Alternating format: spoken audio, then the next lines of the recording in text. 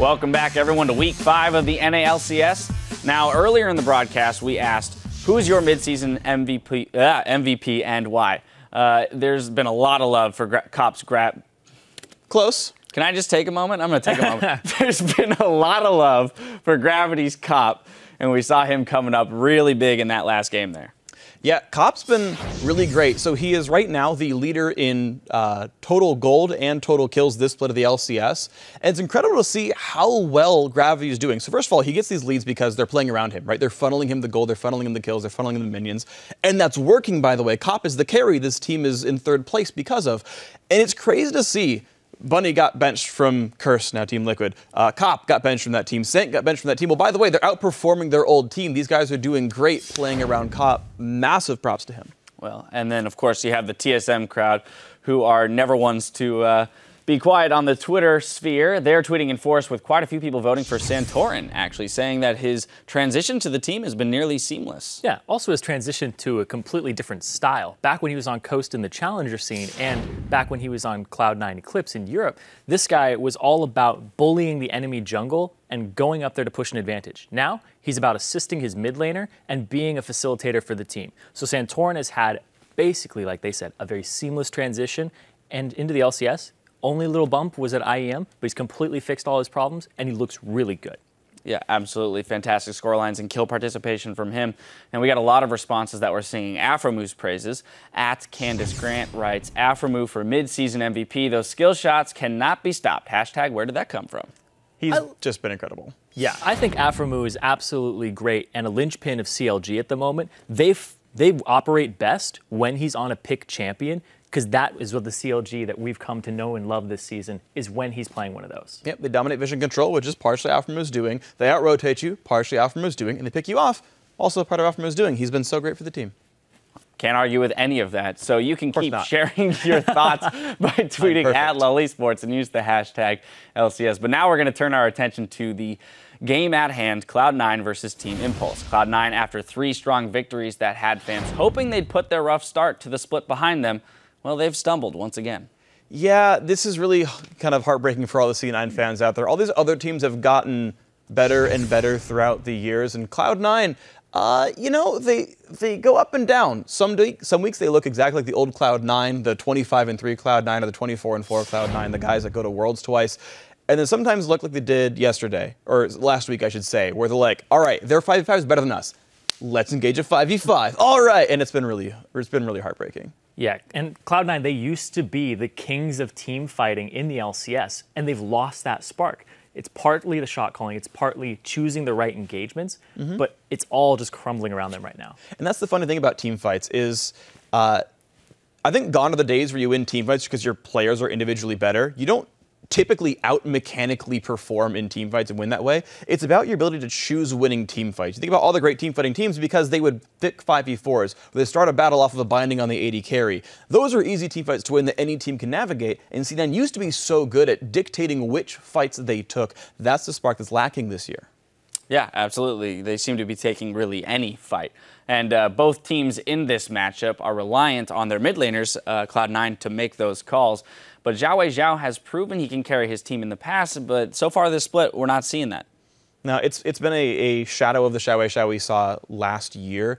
Again, the season MVP, the player that I was sort of looking to most this week, because I thought he was going to have another good year in 2015. So far, not the case.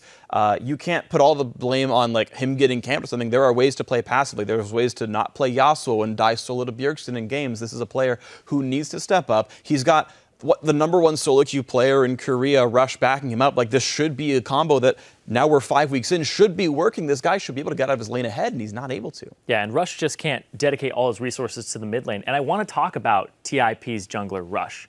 He's looking really good these past few weeks. And when Rush is on point, TIP as a whole is on point. He's the shot caller of it. He knows when he wants to engage, but sometimes he's overly aggressive. He's coming from Korean solo queue, and he chose the NA LCS because it guaranteed him a starting spot. He has that drive, and you can see it in his attitude and his dedication that he's really hungry to make it work. So I assume his shot calling is only going to get better from here because of how much work he's putting in. Yep, definitely waiting to see him in his most refined form now that he's in a competitive atmosphere. I won't rush him. I won't rush him. All right, well, we're going to send it over to our guys for the play-by-play. But as we go, the carry formerly known as WizFusion had to fight hard and sacrifice to make it back into the LCS. Now that he's here, he says the work has only just begun.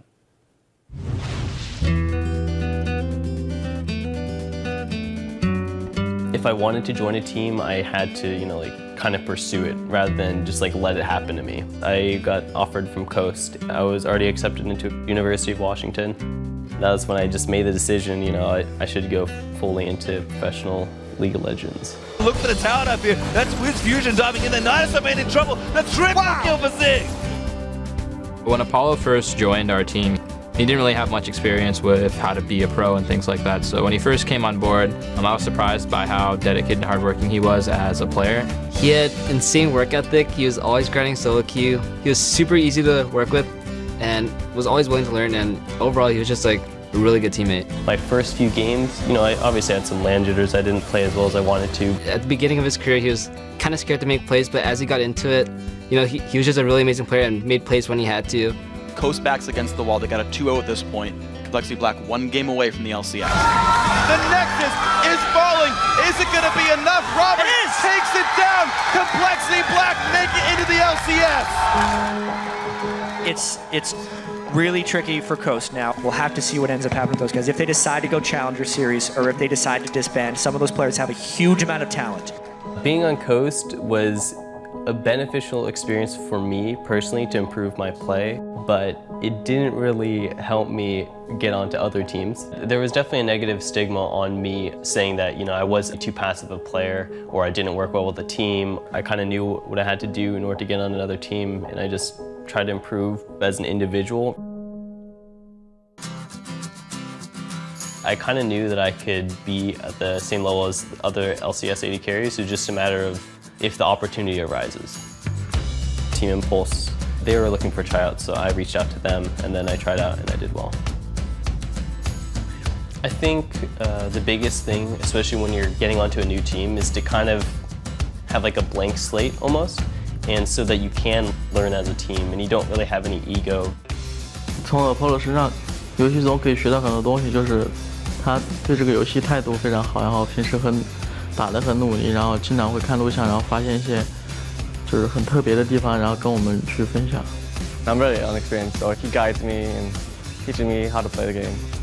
Me and Adrian obviously still have room for improvement, but we're working well with each other, and it's just a matter of time before we work well with the team as well. When I see him play on Impulse, he just has a vision and he goes for it. He knows what to do and what to play. It just feels like he really has matured as a player in and out of game. It's really nice to watch him play. That's the command protect. Oh, Apollo with the snipe. I would like to have kind of a more unique playstyle where you can kind of say oh, this player plays like Imp or this player plays like Death. There obviously has been a change from Coast, WizFusion to Tip Apollo. I just wanted to improve with the team and help them help me improve as a player. Out with the WizFusion and in with the Apollo, the new age for him, and it's definitely put up some results. He has put in the work, and it's awesome to hear that he's been a mentor for his team, as well as kind of be that guy that his team says is we can go to him for that no emotional filter response, right? You're always going to get a good response, and it's always going to be positive. Yeah, the change has definitely been good for Apollo. That's right. So let's check out the starting lineups and get right into the game. On the blue side, it's going to be Cloud9. That means it is Balls in the top lane, Meteos in the jungle, High in the mid lane, Sneaky at AD carry, and Lemonation at support. And on the red side is Team Impulse. Up top, Impact. In the jungle, Rush, mid, Xiao, AD carry, Apollo, and supporting him, Adrian Ma. Adrian Ma, indeed. That bottom lane has been quite impressive this year. It'll be interesting to see them go up against Sneaky and Lemonation. If they match, we've been getting a lot of lane swaps lately, but it has been impressive what Apollo has been doing since he was with Fusion. Yeah, and they talked about the changes too, switching over to Apollo and joining this new team. I think Team Impulse versus Cloud9 is a really interesting matchup because Cloud9 have had one of the best team play in all of the North American LCS, whereas Team Impulse, they were really thrown together and just came together as a 5-man team right when the North American LCS started. So they have not played together as a 5-man group for very long at all. And when you face Cloud9, Cloud9 really puts you in some tough positions and make you choose between objectives, mid-game and late game, that are really tough for teams to deal with, especially if they haven't been in those situations before. So it's going to be really interesting how Team Impulse go up against Cloud9, because they do really live up to their name, and they have a much more impulsive style and much more solo carry-oriented style. You could say that. We heard the analyst desk talking a little bit about Rush. He brings that to the team, which he's curbed a little bit. Very nicely so for the team, and they've been able to get a lot of success from him out of the jungle in the early part of the game. Something we've heard as we see the picks and bans going through. No, the Ken gets banned out from Impact. I'm not smiling. Those guys are laughing, though. Is that Cloud9 is not going to let other teams get high-priority picks, which has actually come back to bite them when they still let teams get high-priority picks, like Ahri and Lissandra. This time, the Ahri still stands, but the Lissandra is out, and we'll see if this picks and bans goes a little bit better for Cloud9. Yeah, the Rumble is still up. That's definitely a big Impact champion as well. Well, there we go. Maokai, you were saying? Maokai is still available. Yeah, Rumble is definitely contested between both these two top laners. Really big favorites for both of them. But yeah, the Maokai and Gnar still available for the top lane. Whereas mid lane, you keep mentioning this Ahri. Definitely a strong champion in the current game. We'll see if they feel confident still first picking her. Only Xiao has played it once. Hai has not taken Ahri in the mid lane. So switching around, the Maokai does get picked up.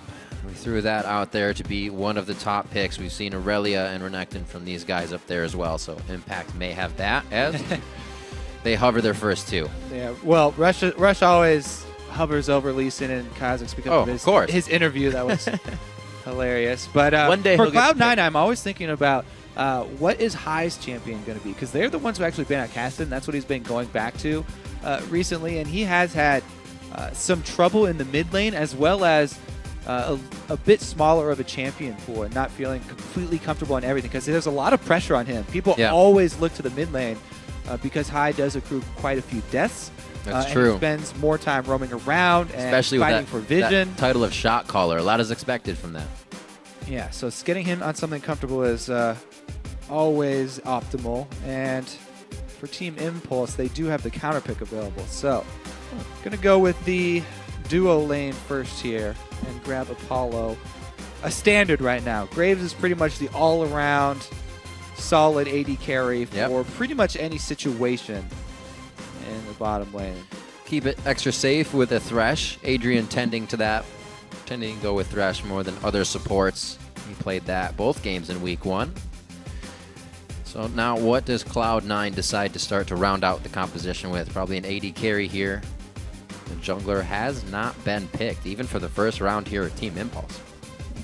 Impulse not giving away too much. Right. Now, Cloud9 could steal away Rush's Lee Sin, which is one of his favorite champions, and Meteos has also had success on it, which would also allow Meteos to make those early visits mid and control vision around mid lane, which has been so important. But whoa, as we say, hot dog. Italy is still up. Italy and Veigar are locked in for Cloud9. And this is the Veigar after DFG has been removed. Yeah. So he doesn't have that full burst. The zoning that you can pull off with the Veigar is tremendous, because someone who's put in enough games to get down the exact range of the stun can really turn the tides of a team fight. Lock up not only the carries from a very long distance, but a very large area as well. Yeah.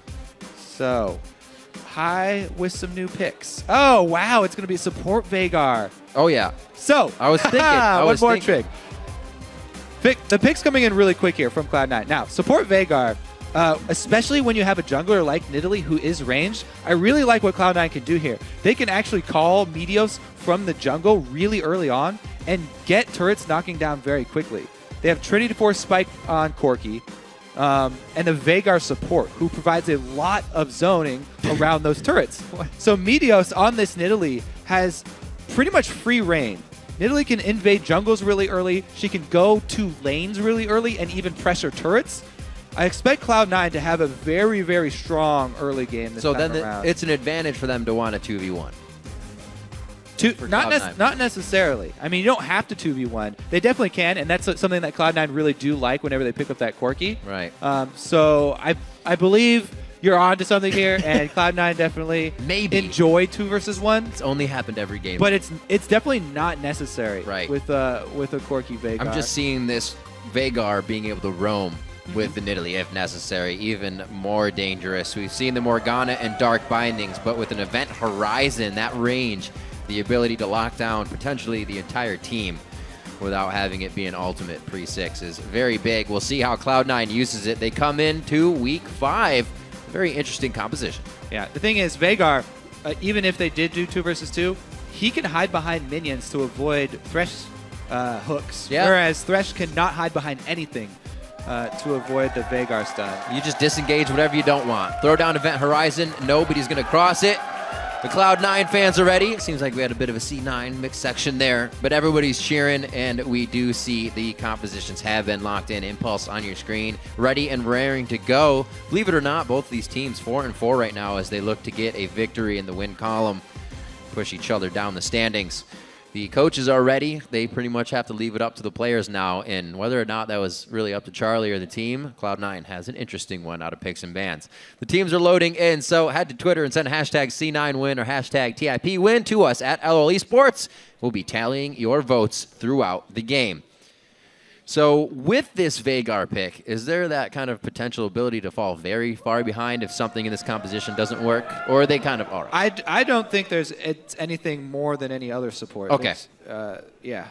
The thing is here, Cloud9, they may look for a lane swap just because they're so good at pulling off the lane swaps, and they almost always come out with advantages in those 2 versus 1 scenarios.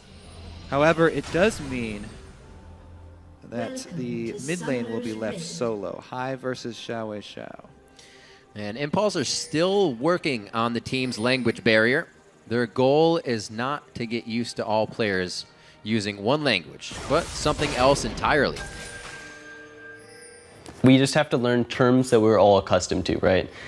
We still have communication problems. It's going to be a big part of our problem and like learning process, but that's like not the most important thing that we're working on. It's a matter of us learning how to play the game so that we don't need communication, if that makes sense. Well, we'll see if that works. It seems to be a bit of what the norm is, but you got to do what you got to do, right? Yeah, I mean, it's like that's one of the things we brought up in Champ Select. This team coming together. Not only did they not have much time to play with each other, but bringing all those different languages is harder to work through. And actually, I think that team fight mechanics are actually more important than ever. As Freak brought up on the Analyst IC, thought they were less important, but as the games, we've seen in the last couple of games, a lot of misplays in team fights costing an entire game. And that's something that really does come with playing together for a long time. So we'll see how Impulse can do with their short practice periods. Right now, though, Cloud9 looking to take advantage of Team Impulse's lack of time together. Even Rush admitted in their interview he did not know what to do in a lane swap at all until he got over here. And their coach had him watching videos to try and learn and copy what people are doing. Right. So I think that is a good call for Cloud9 to try and lane swap versus Impulse just in general. That'll be the day, right? When solo queue lane swaps and all junglers are well versed in the happenings. Right now it's going to be that pretty much vertical jungle here. It's going to be the top side to Tip and the bottom side to C9. But they're going to get a push on this turret real quick once they get the minion wave there. C9 trying to do the same, but they're going to go ahead and grab the Scuttle Crab first. We'll see how TIP works this and how they start to spread the lanes. Usually when you get that turret down, you want to match up the lanes. All right, so the double jungle here from both teams. Yep. Both mid laners are actually going to have to be fairly careful as well. Hai is pushing up right now, but you can see he hugs the bottom side of the map because that's where his duo lane is. That's where his junglers are. very much accustomed to the lane swap issues. Thresh and Lee Sin starting to roam now. Around that 3.5-minute mark, both mid laners expecting some extra presence. We actually just had the ping out towards Dragon, which was a Scuttle Crab ping for Xiao saying, watch out, they may be coming up the river. So he also hovering top side due to his duo being there in the jungle. And it looks like everybody gets that first pass quite safely. Lemonation is seen as he heads towards the top side. So it looks like we'll get a little bit of a roam on Veigar here. Sneaky has stayed in the bottom. Support Veigar roaming up. As Cloud9, when they do lane swaps, they pretty much always leave Sneaky as the solo. Yeah, we expected this. To get that golden income, golden experience very early on. They want to get Corki to that level 6 so he gets his rockets as quickly as possible. Corki's all about the mid game. And they'll just have Balls and Lemon lane together there. No strangers. Two laning together. We'll see how much Lemon actually takes as well up in that top lane, because if Veigar plus Maokai versus only AD carry, it is a lot of CC that they can stack on him as well. Here's another mid lane roam from Team Impulse. Just missed out. Xiao kind of trying to predict the chain there, and a high went the other way. I'm going to see if they go for one more, but it's just going to be a pass through. And high on Zed, as we talked about, really important getting him on a comfortable champion. This is one of his most comfortable. 11-2 on Zed all time in the North American LCS regular season games. We talked about which champions could he kind of revert to, and a lot of people forget about this pick. Yeah, and he has a pretty good matchup here as well against LeBlanc. So he should be able to get to his Bork and Brutalizer fairly easily. Meteos now taking the opportunity to start getting that vision down around mid lane, so that High will have the confidence to go aggressive when necessary. So funny watching Lemon head up. Not too much harass to be had from him just yet. And Impact is able to stay safe there. No real discrepancies as you go down the CS. Meteos has been hitting the jungle quite hard, however, now by himself. We see Rush is down a few there, trying to make plays in the mid lane. Take it. No, he didn't. Rush is spending a lot of time in that mid lane, just sitting here leeching experience away from Xiao, which could be fairly detrimental to Impulse's mid game. It looks like he just was there to help him shove, though. Wanted to get that wave pushed in so he could go purchase. Looks like Xiao on that level 6, gonna grab up his Codex as quickly as possible and come back with extra vision. The lane swap going pretty well for Balls, by the way, as far as CS goes. We'll see how much Mundo can scrap together of this big wave that's at his turret.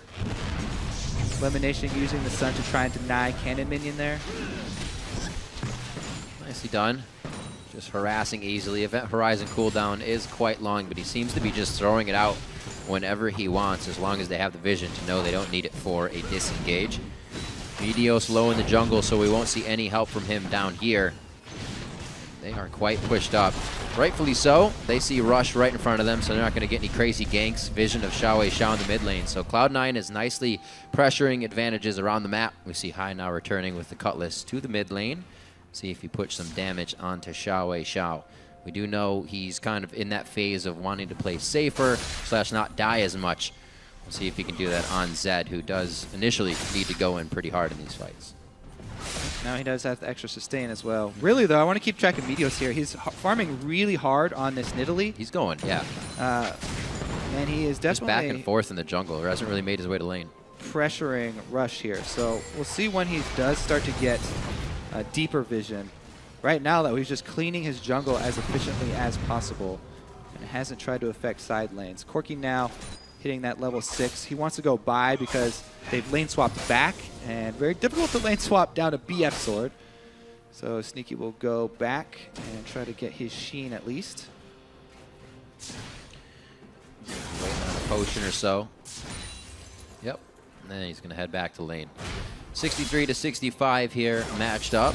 Tai doing a great job matching Xiao in CS, for Xiao being the number 3 mid laner at CS in 10 and High being the last, he's been doing a good job at actually getting himself in the right spot in the early part of the game. One thing that can definitely help the team if they're struggling. Yeah, whichever one of those mid laners does gain control and can start roaming first, can have a pretty big impact as far as mid game goes. Oh, a double distortion there, so it's just to clear the wave. Looks like he's going to have the blue buff ping over from Rush. So delivered over to Xiao there. Pretty much textbook for the early part of the game. A lot of the gold coming from that jungle lead that we have onto Meteos. It's about 800 there. And then a few bits scattered around the rest of it. Yeah, definitely going really well for Cloud9. And I think that they do have better late game options as well. Meteos actually decided to go in the jungle. Faked us out as well. Maybe something on the mid lane here. If they can tag LeBlanc, this could be big. Oh, very close. That would have been like an all-in, and it would have been very nice. Xiao getting himself out cleanly. Let's see if Impulse can actually make any moves before Cloud9 decide to group up and start making use of their poke. Corki and Nidalee both trying to poke under turrets while they have a Zed split push. Be very, very difficult for Impulse to counter here. Because they do have that long Veigar stun to rely on. Hook does land. Oh, the max range from Adrian, but there's the event horizon. They did lose the damage trade, but there's just no follow-up through that giant wall of stun. Just at level 1, the Veigar stun is 1.5 seconds. Leave it up. He's stunned the whole team. Fantastic. Burst's going to be down, though, for Graves. Apollo quick ultimate. Cloud9 can play a bit easier. Still have Ignite on to Lemonation. They don't have huge burst potential to win a fight on this one. I feel like they've gained enough ground at least to do Dragon. They really don't have too much forward vision. They have obviously the idea that they're clear right now, and looks like that's going to be enough. Good move by Impulse here. Moving faster than Cloud9, and that's going to gain them first Dragon. Yeah, Cloud9 not paying any attention to the early Dragons here. They've concentrated all their ward coverage up here on the top side. Try and keep track of Rush. And Meteos constantly coming in, stealing a camp or two. And they find him. All that preparation. Where did he disappear? So it's kind of like whisked off. Meteos, not only does he lay the deep wards as on this top side jungle, but he also comes in every time with the Raptor buff already on. So he knows that he was not seen getting in there. And just waits for Rush to walk into his hands. Yep. That ward he laid earlier when he missed a shot on Xiao pays off for a kill. He gets a little return on investment there, and even more so clearing out more wards. Cloud9 is starting to take control of this early game. Let's see if Impact can react on it. A little bit of pressure towards mid.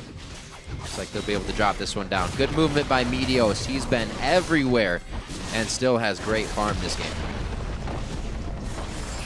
Can't do much with it, Kobe. Yep, that's what we talked about. Making that turret defense really, really difficult there with the Veigar.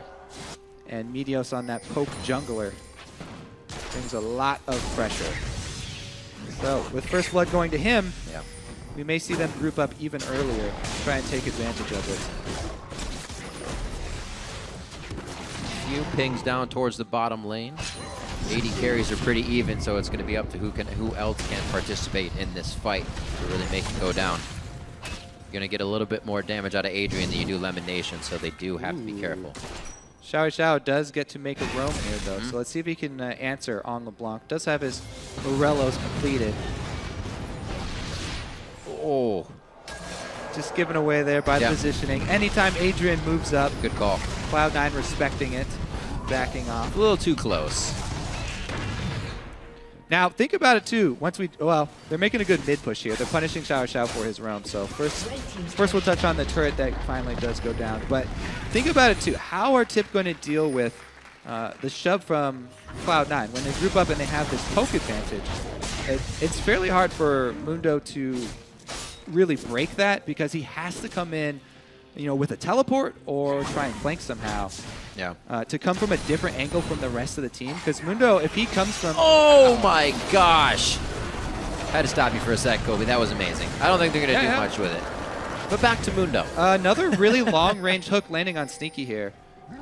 Not getting off much of these dodges. But yeah, if Mundo comes from the same direction as the rest of the team, as he dives balls. What you might have been a mistake there. Thought Rush would be a little quicker getting to the party, and Impact throws himself in the grave. Yeah, a little bit of a misplay there by Impact, not respecting the Maokai burst.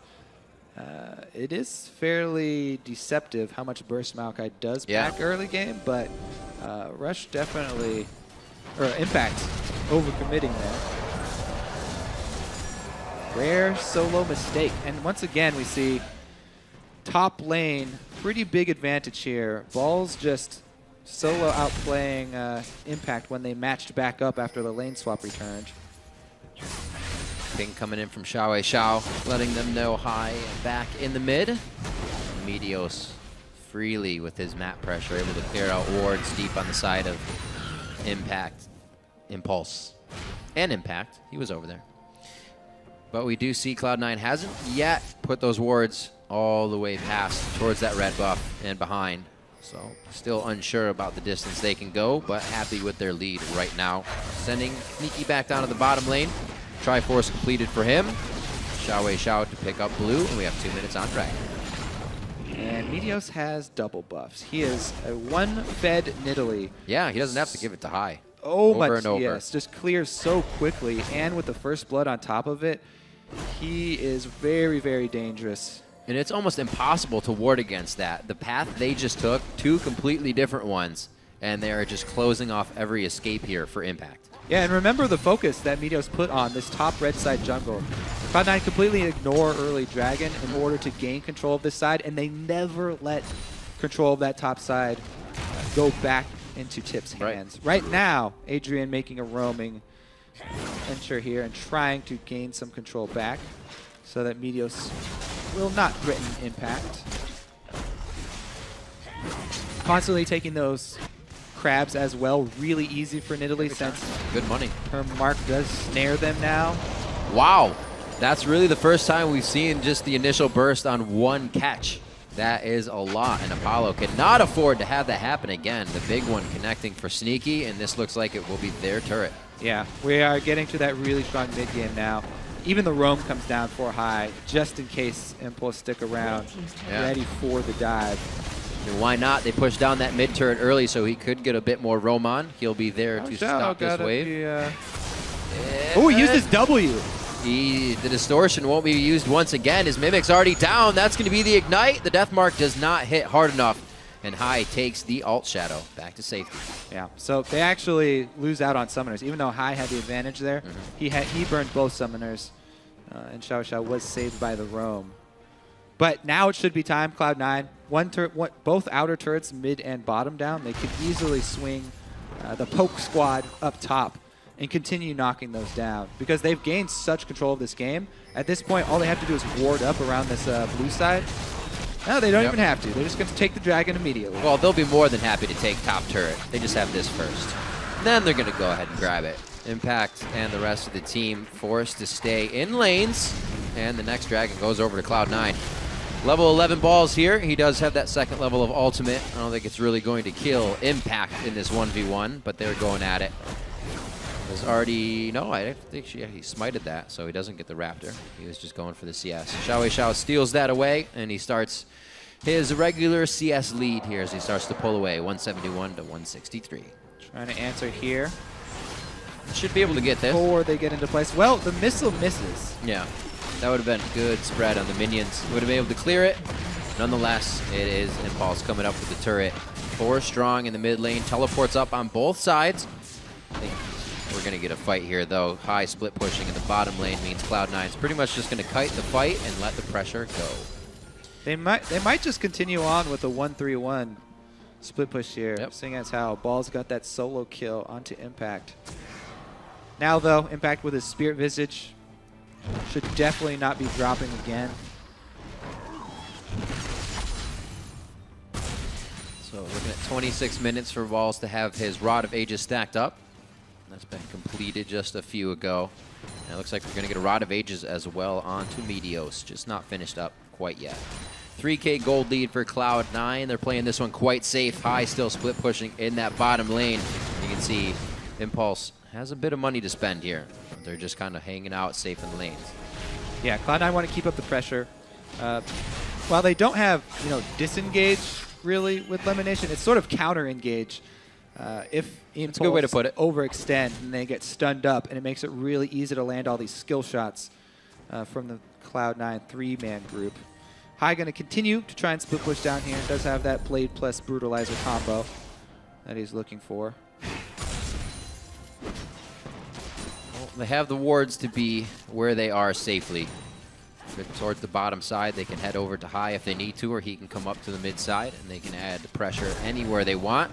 And we have 1 minute until the Baron spawns. Cloud9's been making quick work of this game, but we always see the slowdown once you get to the second tier turrets. Yeah, much harder to break through those ones. Also because they protect against poke with the extra shields. Yeah. So the rockets and spears, you either have to be able to get in and take down some damage on the turret, or just land your spears and rockets on the exact same target and work your way through that shield. So those are much more difficult. That's why I expected them to swing up top and the outer turrets.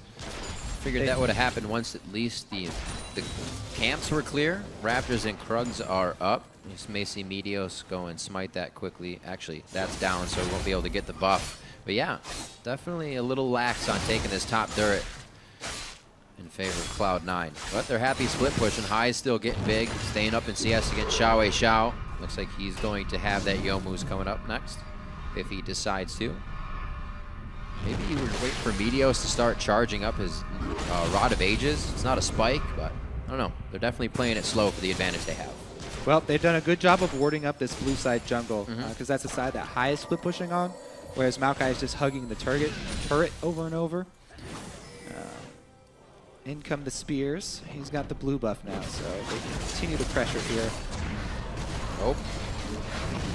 Now, once the cooldown for the cage is up, Cloud9 have to be a lot more respectful, because Lee Sin with Flash can definitely make a play. Yep, just about 15 seconds on the baby cage. So if he misses that sucker, it's going to be bad news bears. High still alone in the bottom lane. We actually haven't seen the split push strategy from Cloud9 in quite some time. This definitely makes High, not on high alert, but just really where he has to stay safe. He can get completely closed in on by the rest of the team. And if he wants to be in that position where he himself said, I need to stay safe, it's going to be even harder. Seems to be working out for him, though. They look to drop this top turret. They're just waiting and leaving it up to Sneaky. He's going to go on a solo mission. Yeah, it was a sneaky little allocation of champions here from Cloud9. Both top laners recalled, but Sneaky ran straight up the river to gain some footing up there in the top lane, and he's able to knock it down. Grabbing the last outer. Now, double Rod of Ages are stacking up for Cloud9. Balls is actually almost done with his. Over halfway, 6 minutes done. So the Maokai front line is edging towards where they want it to be. They really should probably make use of this Corki right now, though, because this is where Sneaky has a pretty big impact on the game. His rockets are hitting really hard because he has the spell penetration boots, and he has plenty of flat AD to back up his Trinity Force. He hits turrets really, really hard. If they're able to get any poke to land, then Sneaky can quickly take a large chunk out of a turret with just a Trinity Force empowered auto attack. Yep. Cloud9 taking Dragon into consideration. That'll be up in 30 seconds. Potions and wards across their inventory to make sure this fight goes in their favor. It looks like they're not going to get too much trouble out of it. And again, Impulse do not have a lot of hard engage. It has to come from a really good play from Rush, or an interesting teleport from Impact in some ward behind Cloud9. I mean, it's really hard because they haven't been able to get any wards on this bottom quadrant of the map where Cloud9 are focusing. Because Cloud9's vision game is so strong, they don't let Impulse get any wards down there by the Dragon. They control this blue side jungle from about 10 to 12 minutes on in the game. They haven't let Impulse venture into that side of the map. Ball's doing a great job at holding top. A lot of resources here for Impulse. It looks like Cloud9 may try to sweep through the jungle here, almost catching Rush.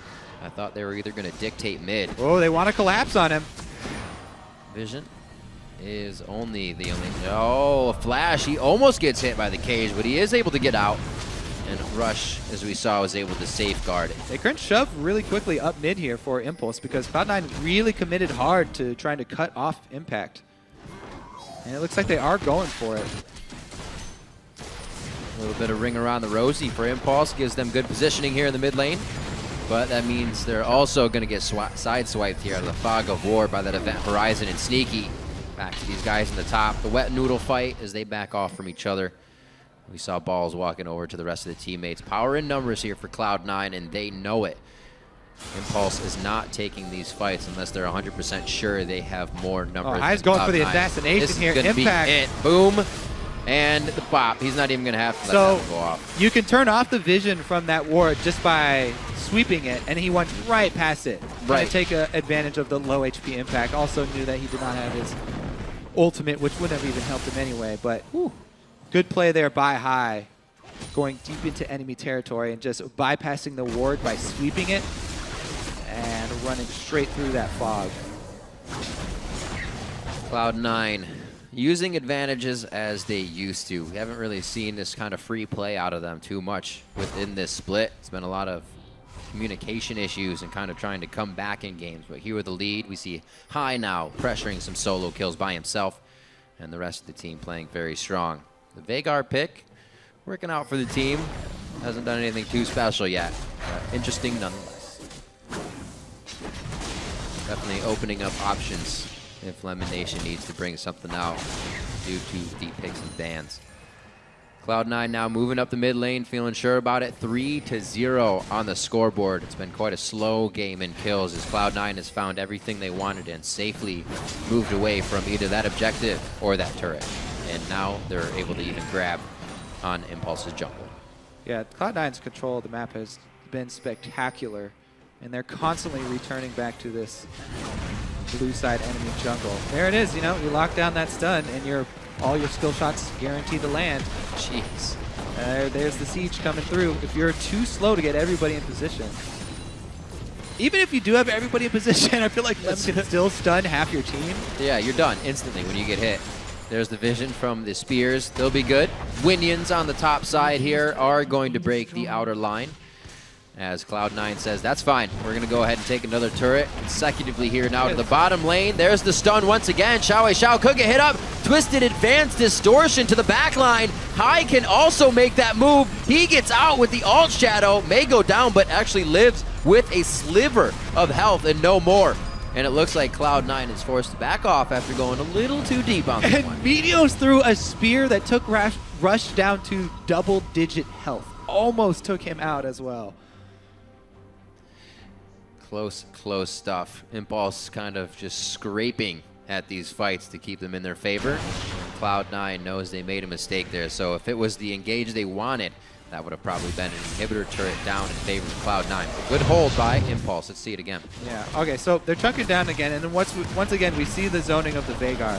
He does land it this time, and they didn't really want to go for a dive, but just because Xiao is Half-Life right in front of Balls, he decides to take it. There's that spear I was talking about. Almost took his head off. But they didn't even need that. They only wanted the turret. They are slowly taking down all of the outer turrets, using the poke to their advantage, playing out this squad expertly. And it seems like Impulse just didn't bring enough tools to be able to upset the early game of Cloud9. Rush didn't get much done on this Lee Sin early. Ooh. Still see the power there.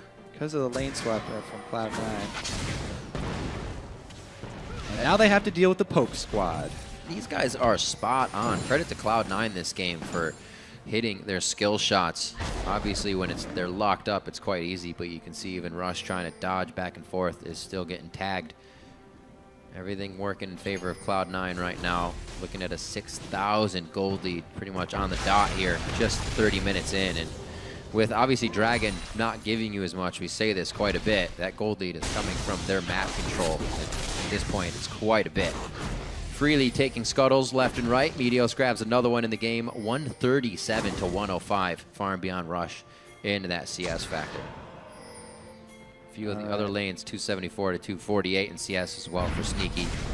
We said they're going to have to be using that spike soon of him. See if they can get in the face of Impulse.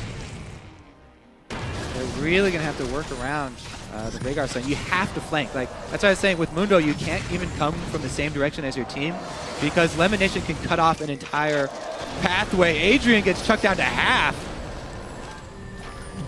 And that's the trouble we see Impulse having, not being able to get in, knowing the event horizon is just right there. Still very high cooldown, but as long as Lemonation holds it, they can't do much. And like the Nidalee was taken really early on in the draft as well. Yep. So they knew they were going to have to face some Veigar. poke. And they're not able to get the engage they want. Adrian takes a bunch. Falls over the wall, trying to get a good initiation down with High, but he can't get himself out this time. That's a bit of the DPS they've been using to win these fights out. Actually, High is out in time, faking everybody out with the shadows. A double kill coming in for Sneaky. Thought High got locked up and taken down, but he gets out valiantly. 3 down for Impulse here as Cloud9 makes their way to Baron. Yeah, they already had it prepped. Double pink wards in the river, inside Baron pit. It's very dangerous, but Rush, there's not a lot of options for Impulse, so probably going to go for a hero move here and just try and steal it.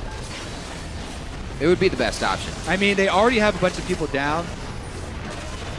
If he does die, though, Cloud9 can easily... They just seal the deal, putting the baby cage around him. They head in, throw him a Rattler, and he goes down. Xiaowei Xiao's in. Can he get it? Oh, he actually takes down the smite. They should have enough damage to finish this. That's going to be Corki grabbing it. Sneaky gets Baron for the team, but they are so low. Impact, this is his time to start pulling the kills back in. That's their cleaver. They give it to him. Xiaowei Xiao's got enough of what he needs, apparently. They want Impact to be tankier.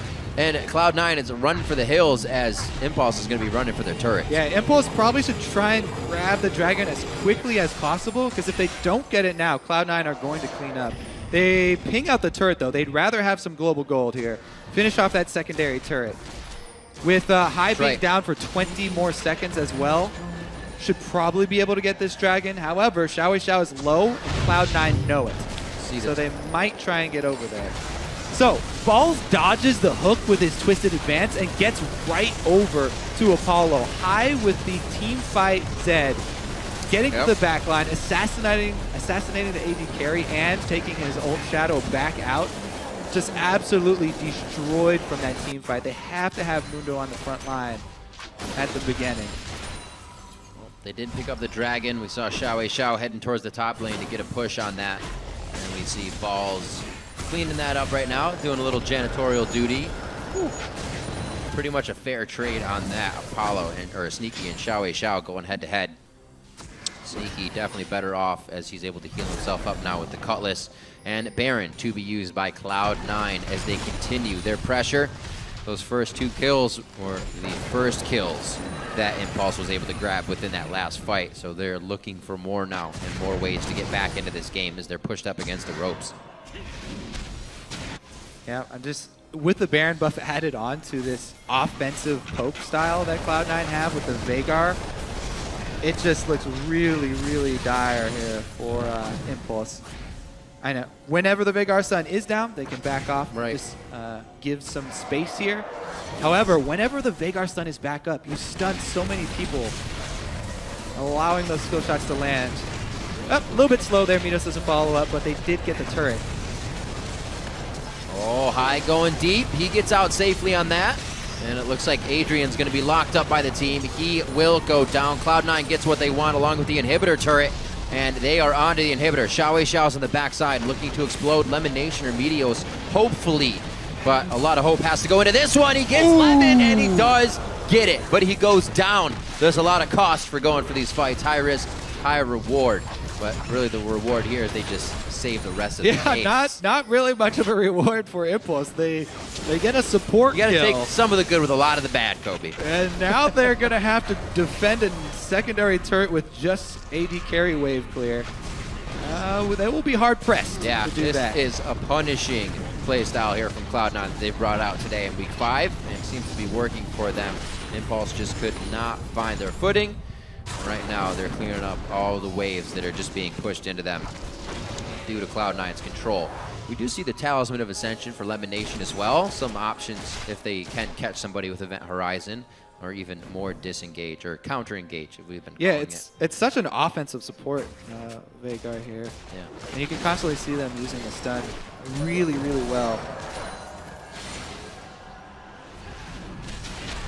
See what kind of ground impulse can set up. Wards obviously going to have to be something they get out. A lot of the wards are pressed up just to their baseline, and it's not something they're going to be using all the way out here. If they were to get caught, they wouldn't have any vision at this point. Cloud9 doing a nice job at moving forward some of the pinks, adding a little bit of damage on it as well. They're not too worried or in any rush to take this one to the front of the base. They're taking everything before they get there. Pretty easy cleanup here for Cloud9. Complete vision of the entire map. All neutral objectives are there, as they can easily siege up again as well. All options available. Every single one. And this is, again, one of those games where people are like, oh yeah, but it is Cloud9. They're fine. They're back. Yeah. But again, they've been very inconsistent this season. Mm-hmm. Hopefully this is more telling of what they'll come up with, because they've always had big strengths in coming up with, especially bottom lane combinations, like the Ashe Zyra combo. Right. And working around that. This time around, pulling out the FLICKR poke-assisted team comp here. Definitely see why they went into this composition, banning things like the Kennen and things that would dive them as well. Rush gets hit up, not much damage on the front line that can access that right away. Xiao down for 20 seconds right now, and the fight is just past the inhibitor right now. Cloud9 looks actually pretty good as they're just standing inside the base. Impact taking all the damage that he can. He should be able to make it out safely, but Cloud9 is brute forcing their way through this entire fight. 35 minutes on the clock. They're onto the Nexus turrets now in a very methodically played game, poking Impulse out of every part of the map. They're forced to back up one more time. Rush does what he can to kick back Sneaky. I think it's going to be the end of Impulse on this one, though, as they try to go for broke here on this fight. Sneaky gets the exhaust, but he knows with the power of the team they can stay into this fight. And Kobe, I think it's going to be a done deal. Cloud9 are going to be taking out Impulse. Yeah, definitely on form this game around. Meteos back to hard farming the jungle. High making strong solo plays. Yeah. The bottom lane coming up with strong roam. 36 minutes in, Cloud9 do take down Team Impulse. Balls in the top lane getting a solo kill. It's pretty much everything that used to give Cloud9 wins back on form today in full effect for Team Impulse. It looked really good the whole way around. The FLICKR support was a bit of a mix-up here. And to Impulse's credit, playing against something like that becomes very difficult as well. Having that type of counter-engage coming in from Cloud9 definitely, or I would say definitely, but it for sure threw them for a loop in some sense, because they did not and could not engage in any of these fights. Great matchup for Cloud9. Definitely looking stronger. Whether or not they're back to their old selves, we still have more games to see. Yeah, and for Impulse, throwing the lane swap, didn't really make any moves early on in the game at all. And just sort of Cloud9's much better constructed mid-game there with all of the poke coming in. A lot of focus on what other teams were doing from Rush, and that was focusing high. But we saw him not really focusing high, but spending time in the mid lane, more soaking up experience, or being with Impact in the top lane. There was a big farm difference between Meteos and Rush this game. The Rush was just kind of trying to hang out in lane. I think that might have hurt them a little bit, because Meteos on the Nidalee was getting in, invading. They killed Rush and his Raptors, and they just had better vision control off the bat because of that play. Yep, definitely good job, taking their lane swap advantage, moving that in towards the mid game. And we'll have to see. The only question is, can they keep it up, though? Because Cloud9, every time we think that they're back, they've had games where they make just a lot of mistakes in team fights, mistakes even picking the correct team fights, as Freak pointed out. So consistency is what we're looking for from Cloud9. One thing that'll test that, Kobe, is they have CLG tomorrow, and that's something that's definitely a big test. really going to make the fans see, and obviously the Chronologic Gaming fans see if it's still the golden age. But if Cloud9 is at where they need to be here, if they're a team that can be that team to go to Worlds for NA, along with Team Solomid, along with the teams who are at the top, and kind of hold the position they were, because fans are wondering, where's the Cloud9 from last splits, man? Where's our 25-3? Well, they're right here. You just saw them today. Ball's solo kill, great shot calling, and solo plays from high. They played their team perfectly. They have this that's big. Poke jungler who just hard farms and then sieges up. They even picked up Veigar to set him up for perfect skill shots to land. So strong stuff coming out of Cloud9. More matches to come today. Obviously, we have Impulse doing what they can to keep getting wins. They go to 4-5, and they have Gravity tomorrow. So with Gravity surging as well, or having those good plays that they did, and carrying that consistency tomorrow, it's going to be tough for them. Cloud9 moved to 5-4. Like I said, it was interesting that these teams are in the middle of the pack this year. Maybe not so much Impulse. People weren't thinking a lot from them. Maybe they'll be at the top, maybe they'll be at the bottom. But to see Cloud9 kind of not know where they are and have these troubles, it's different. It's definitely different for a lot of the people that are like, oh, this will be another fast. Yeah, they were one of the few teams that didn't have to make a bunch of roster swaps. That's true. So that's why people expected, Cloud9 to remain at a similar power level to last year. But definitely working through their own issues. Yeah, the last time they swapped, what was it, when High got hurt, and it was only All-Stars for Link. So really, these guys haven't swapped throughout normal games. They've been a team the whole time, and we've seen those innovations like you're talking about, the Ashe Zyra from the bottom lane of Sneaky. And Cloud9 is one of those teams that's taken that and said, all right, Ashe Zyra doesn't work. We can mold to the new meta. But this time, I think this year, is that something that they're having trouble with. And it's also the way that they play around that as a whole team. You can see right there, Lemonation and Sneaky getting ready for their interview. I'm sure he's got some questions centered around the Veigar pick, but we saw how effective it is if you do have that lead, and pressuring under those turrets where the team is bottled up makes it easy to land multi-man stuns. Just trying to look at Impulse. I'm going to do that a million times today. Impulse's roster. And that was my what they could for the day. What they could have done different.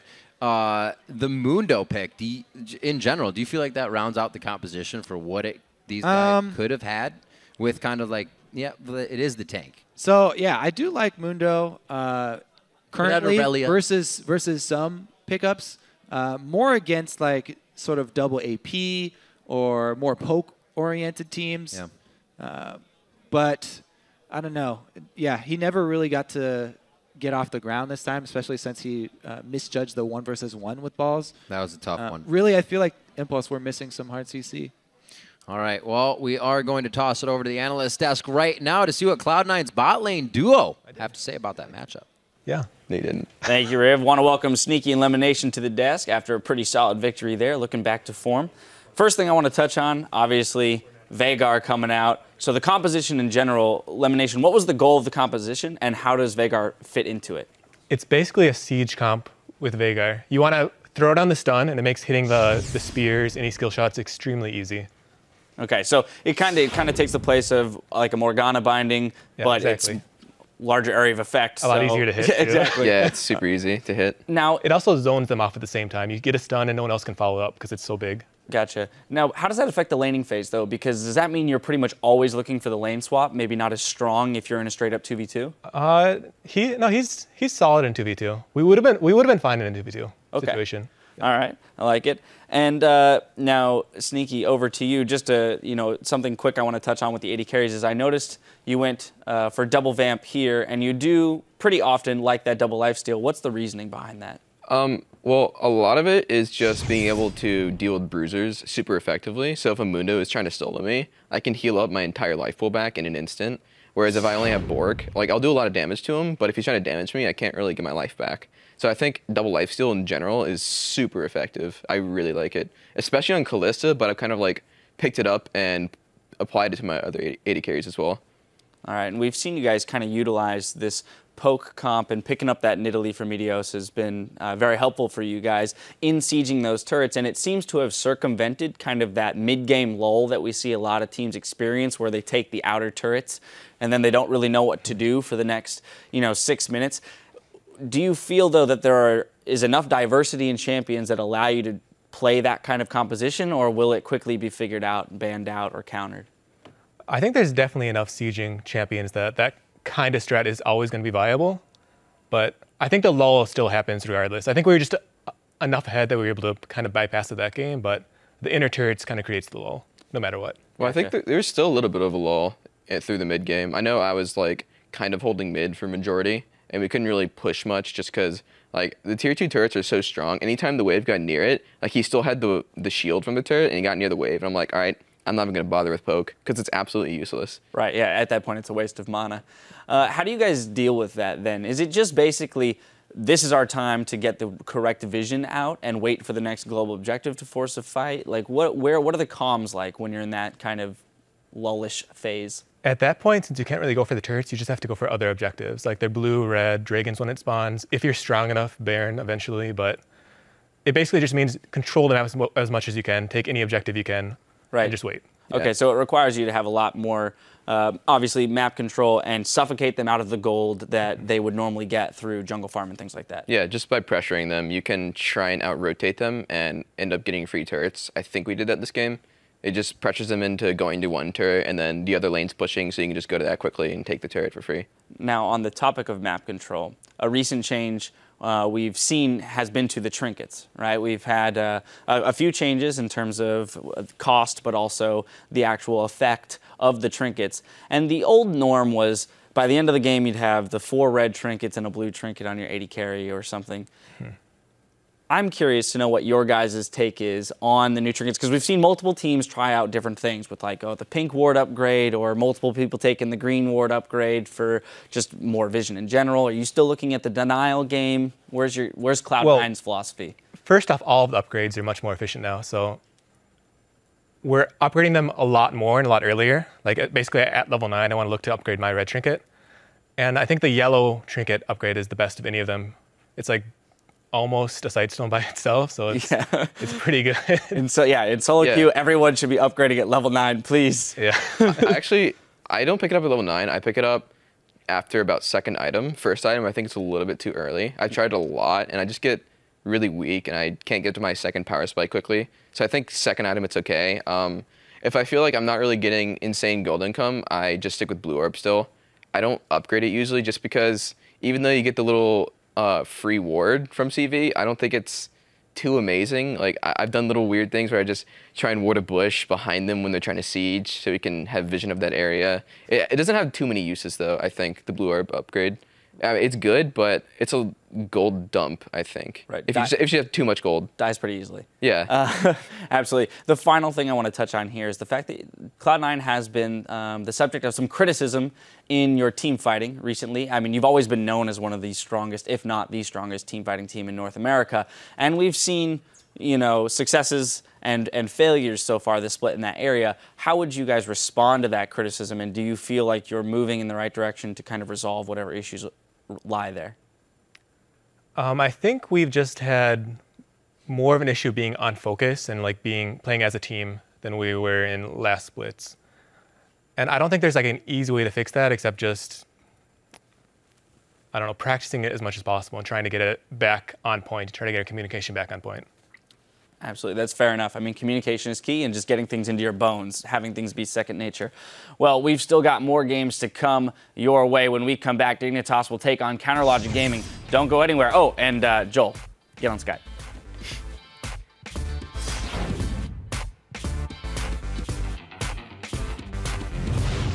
I think he's mad that he's playing Maokai. What's your cosplay balls? Forgot my branches. Yeah, you gotta bring that shit up. I even told you. I brought it up beforehand. You gotta put that underneath the desk, and when you pick Maokai, just pick it up. In Rumble, you pull out your flamethrowers and harpoons. No, you bring out a ladder and just turn it on. Xiao could get hit up. Twisted advanced distortion to the back line. High can also make that move. He gets out with the alt shadow. Also over the wall, trying to get a good initiation down with High, but he can't get himself out this time. That's a bit of the DPS they've been using to win these fights out. Yo, stick together, stick together, stick together. Mundo, Mundo, Mundo. Graves? Can you heal me? Graves? Okay. Healing sneaky, healing sneaky. Careful, the box up, okay? Yeah, can we get auto attack? Probably. Just wait, just wait, just wait. Feel slow. Nice, nice. Cloud9 do take down Team Impulse.